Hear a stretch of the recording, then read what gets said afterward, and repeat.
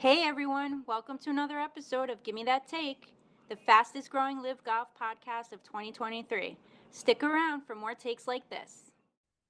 I think a lot of positives. I think he hasn't been playing as well as he could, as we all know. On the LIV Tour, he's pretty much been at the bottom of the leaderboard week after week, and to come out on a big stage, something he's familiar with, in front of a crowd that, yes, will always love Phil deep down, but the simps that we know of on the Papa Golf Alpha Tour, they're majority against him for what he did to come out and to play as well as he did, especially on Sunday at Augusta, to be tied for second, I believe, which was an awesome showing. I think that's good for him moving forward in LIV Golf. I think when you go from the Masters to a LIV Golf tournament, I think he's going to have a good, you know, it's full steam ahead for him. I think he's got a tournament now in the sights, which I didn't think before the Masters that he was necessarily trending in that direction, but I think he could really pull out a win now.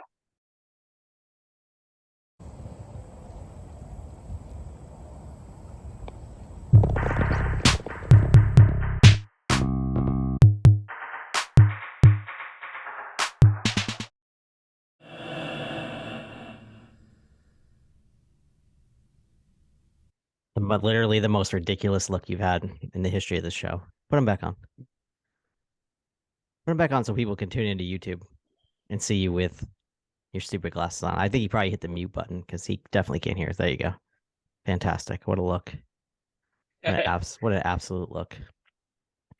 If I sound depressed, it's because, well, What do we got this week? if I sound depressed, it's because what we got this week is not a LIV Golf win. So, hats off. Yeah, but that leaderboard looked great with LIV guys. Really did. Yeah, I mean, a lot of those guys played well on Sunday, like Phil, Patty, and not so much the guy we needed to play well, Brooks Koepka, who Yep. started the day with a score of 13 under par, and had he just shot even par, would have a green jacket. Yep. I don't know. He looked like top form first three rounds. It was tough to see him. He just couldn't put the irons together, couldn't give himself birdie opportunities. The driver failed him completely. Rome, what's your take on what happened? It seems to me after his play today compared to the previous 2 days, which if you've been paying attention to the Masters, the weather has been horrendous. And so I won't say that Koepka, really did well because it was raining. I think it was more that there might have been a lot of other people that weren't playing as well because of the rain, and Koepka just was able to stay focused through all that distraction. I think that's my prevailing theory because He was on cruise control. Yeah, not to say that but everybody shook off all the rain and everything like that towards the end of the tournament and ended the way it did. I think the biggest thing that happened, truthfully, just watching it, I watched every shot that he took. And Jay, you mentioned the driver. Yeah, he sprayed it a little bit, but you don't get like too penalized at Augusta. You can kind of hit it almost wherever. And we even saw that on a lot of Jon Rahm's balls in the third round on Saturday. The part that they played, he was hitting trees and ball was popping back out into like the second cut of rough, and he was able to, get a look in. Or you don't even have to play it all the way to the green because, those little pitch shots are what make Augusta pitching and putting, around the greens. I mean, that's an amateur's game anyway. And the professionals have to play that way at Augusta. We see that every single year. So I don't think that was the case. I really, truly think that when the winds came in today or last night and the greens were able to get some of that moisture out of them, you saw those greens play the way Augusta greens typically play, a lot faster. And the guys who have played well at Augusta in the past, Scotty Scheffler, Phil Mickelson, Patrick Reed, they know those greens to be that speed. And I think when the wind took the water off of the greens, it really changed dramatically what was happening on Sunday, for sure. I don't know. That's a good theory. I don't think it's going to be talked about enough. But anyway, the things that are going to be talked about, I think the most, obviously the easiest joke in the history of jokes is Brooks Koepka was the leader after 54 holes. He would have won the LIV Golf Masters. Ha ha ha ha. True. Kind of true. Yeah, that was tough. But those other LIV guys, like I said, Phil and Patty, they played extremely well those last 18 holes. And so I really think that, and Augusta's always like this, right? Augusta is always former champions, guys who play well are always the same guys on the leaderboard.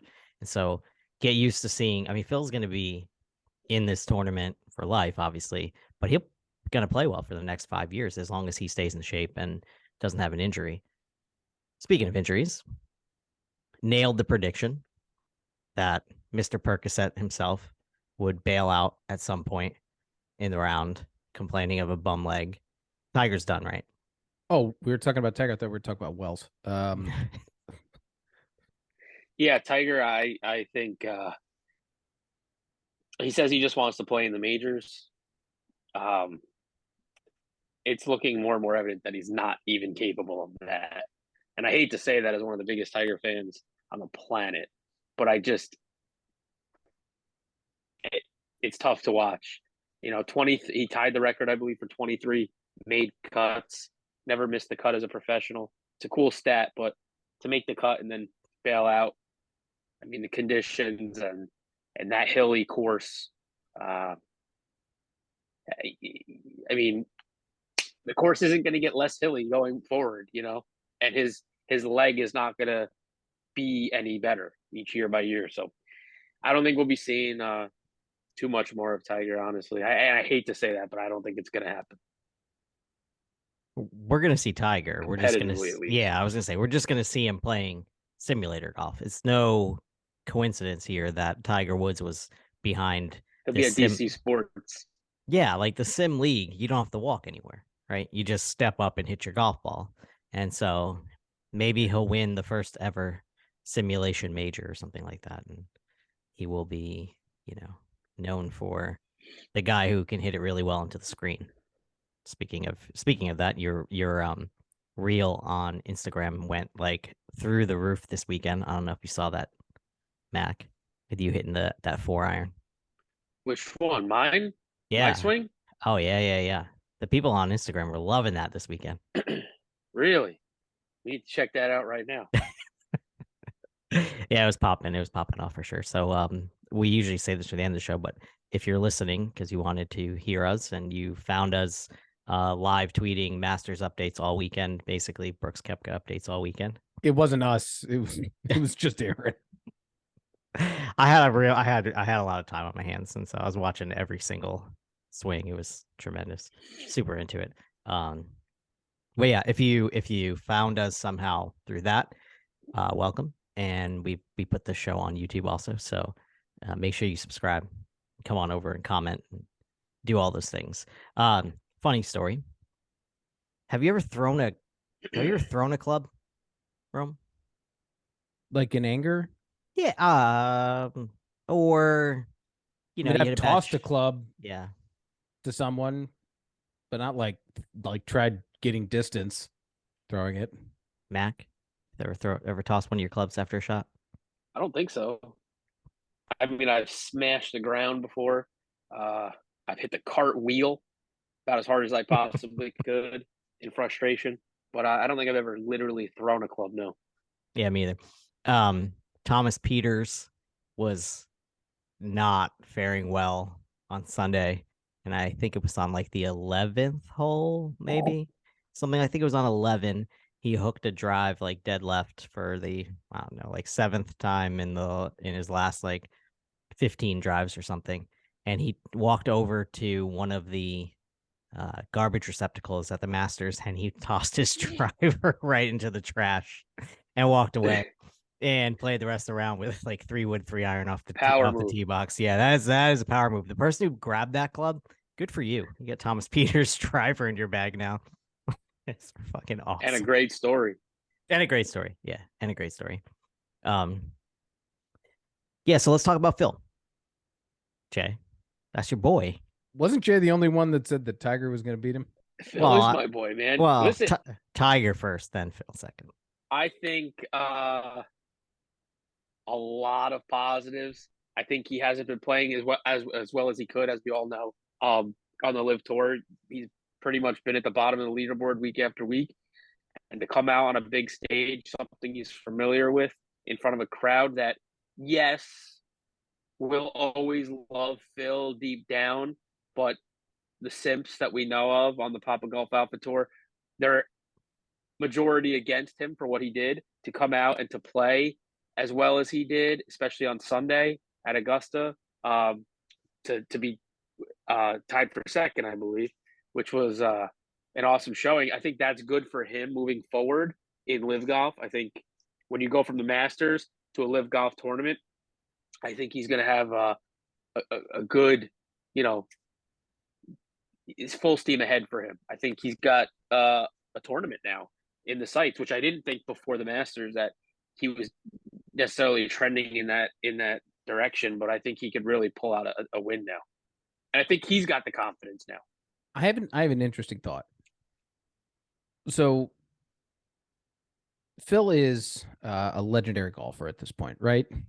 Even though he's still competing and everything, he's pretty legendary. One of the all-time greats. Right. So Augusta's someplace he's played a lot, right? Yeah, he must have 18 rounds or something like that, yeah. Right. So, but you think about, he's a great golfer, which is why he golfed really well. I would say he's probably got one or two more than Tiger. Okay, so he's in the mid-20s, or let's say he's in the mid-20s in tournaments. Fair enough. Yeah. But the point I'm trying to make is that he's played there a lot. And look at all of the places that LIV has played so far this year, tournament-wise. He probably hasn't played that as many times, right? It's new to him. So it's just an interesting thought that he is a great golfer and he still has it in him to be great. But it might be just the fact that this course is familiar to him. Definitely agree with that. I think Mac's on like a little delay here, so it's yeah, pretty fun to watch him. Yeah. Let's talk about something else that really caught my eye, or didn't catch my eye. Watching the coverage was absolutely atrocious. The way that they covered Papa Golf Alpha versus the LIV guys. I was sitting there watching Sunday, and all they kept showing me was a bunch of great shots, like Thigala's hole out, a tremendous shot. Lots of really good golf shots, but they were all tour guys. And Patrick Reed is climbing the leaderboard, and he's nowhere to be found. I'm pretty sure he finished T16. Jocko Neiman was not on the Sunday broadcast, not one single time. Didn't show a single one of his shots. I get it. I didn't see one of Cam Smith's either. Yeah, Cam Smith either. I get it that CBS and Papa Golf Alpha are in bed together, but people wanted to see these players play heads up finally on the same course during the weekend, and they just didn't show it. And I'm scared now going forward that we're not going to get to see these guys, and this is how it's going to be. They didn't even play the leaders when Brooks and Rahm were the leaders on Saturday. They weren't even the featured freaking group, and they're Saturday. How do you do that in your tournament and expect people to not think that you are 100% biased? I don't get it. It was Saturday. I made sure to tune because Thursday this is my first time really focusing on watching the majors. So I had the ESPN app open, no free ads. So ESPN, reach out to us. Let's make this work out. but I didn't realize I just tapped the video for the Masters, and it wound up being coverage of holes 4, 5, and 6. And I was like, why do I keep seeing the same hole? Not realizing that, there were different options. So of course, by Friday and Saturday, I'm trying to follow Brooks's the two groups that supposedly they were following those two groups. And especially Saturday, and more so that Koepka was, very firmly in the lead. We're not showing any of his shots. And I'm like, I'm seeing him move on the leaderboard, and I'm like, I haven't seen him shoot anything in forever. He's finishing holes and doing well, and they're not letting me see it. Any thoughts? This is going to be a great podcast to edit. Watching Jace face.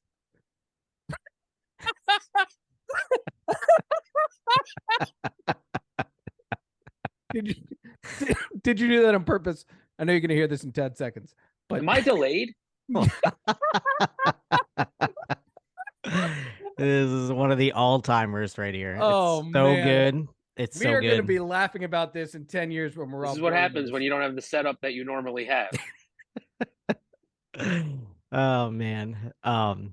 Anyway, we got a LIV Golf tournament coming up in 2 weeks. We're going to Australia, where the Masters isn't over yet for me.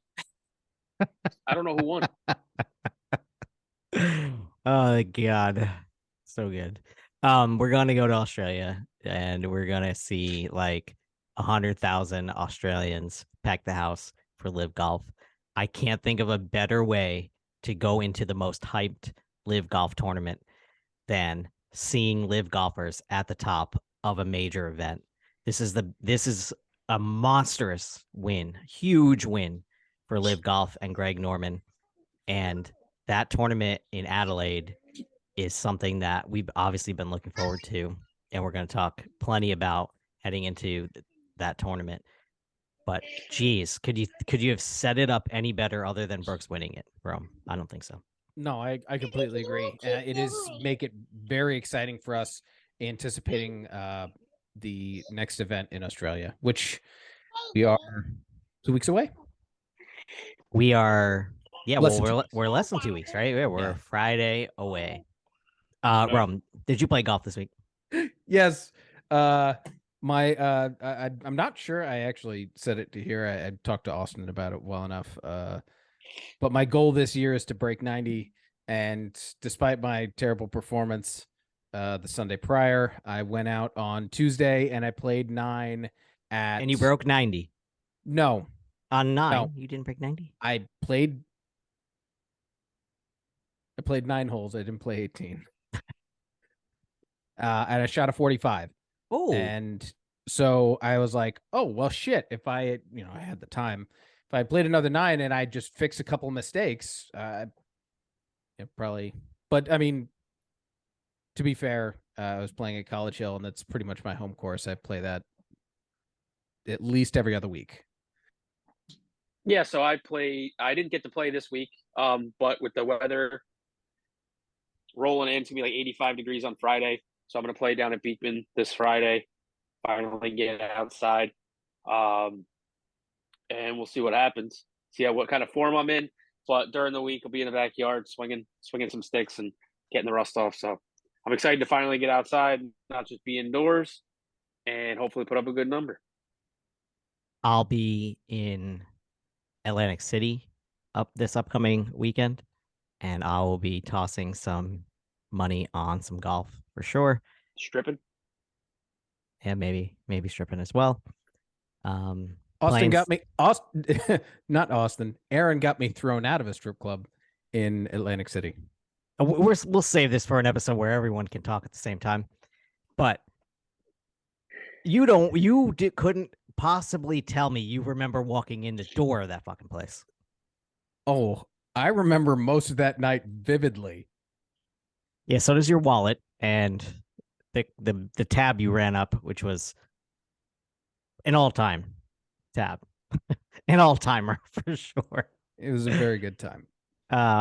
Speaking of a good time, Jerome, tell them what to do. All right, check it out. Hit like, hit follow, Click the bell so that you get notifications when we're posting. Check us out on TikTok. Check us out on Instagram and Twitter. Talk to us. We want to hear from you. We want to hear your thoughts on stuff, topics to talk about, things you don't want us to do. That's fair. A lot of fans were saying that they didn't want to hear about us talking about Batman. That's fine. Fuck you. Yeah, fuck you. We fucking love Batman. You should subscribe. You're already listening. You're already doing half the work. Just click the stupid button. Yeah. Help us out. I love the fact that if you're watching this on YouTube, you can see that Jay hasn't unmuted himself when he came back. And so it's the perfect time for me to say, let's get the fuck out of here.